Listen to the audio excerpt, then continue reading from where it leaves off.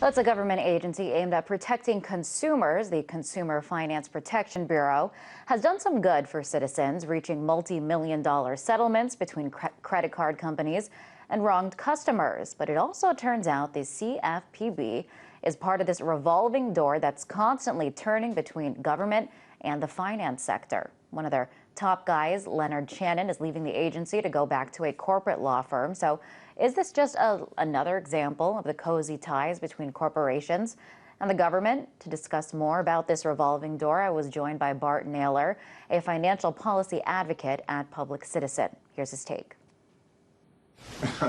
Well, the revolving door, as is commonly understood, is the habit of industry regulators, government officials, going through that door back into the private sector where they appeal for various contributions or regulatory laxity or regulatory favors from the agencies that they just served. And how common would you say this practice is? It's so common that it's almost like gravity. Public Citizen counted, for example, in 2009, that there were 900 government officials, mostly former staffers for Congress or regulatory agencies, that were lobbying during the congressional debate over reforming Wall Street.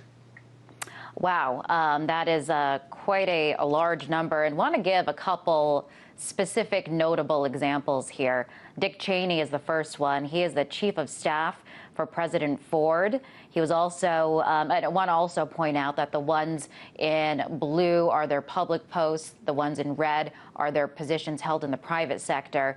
Dick Cheney, as I mentioned, chief of staff for President Ford. He was also President Bush's senior secretary of defense, AEI Public Policy Research Senior Fellow. Back in 1994, he was the CEO of Halliburton, and he was also vice president for George Bush Jr.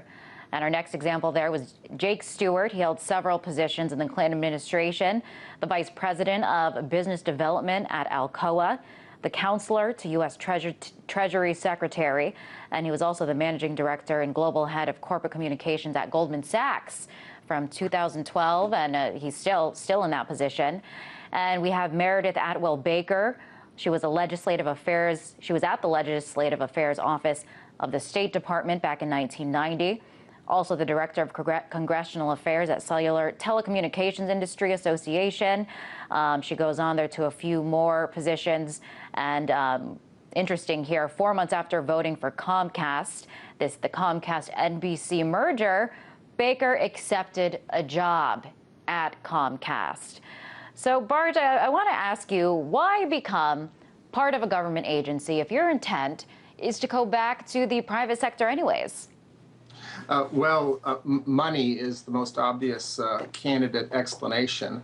Unfortunately, the benign path would begin with a federal agency. You finish law school or business school, you work for a federal agency, and then you go to work for the private sector that intersects or is overseen by that agency. You'll make 2 to 3 times as much in that agency.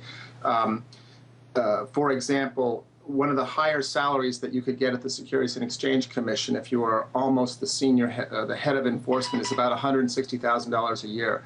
That, by the way, is what a starting lawyer will get if she graduates from Harvard Law School at one of the prominent firms. So the lure of money is certainly there.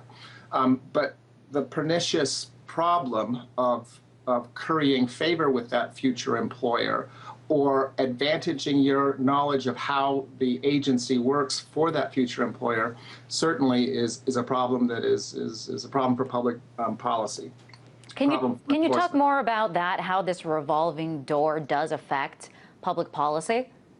Well, we see it. I focus mostly on the banking business, and there are 2 dynamics that have led to what is, in effect, regulatory capture. And if I can just step back for a second, the Wall Street crash of 2008 happened in part because our laws were deficient, but almost as much because the regulators using the laws that existed were not zealous enough. Why weren't they zealous enough? And the 2 possibilities are that The one explanation is that they were captured by industry.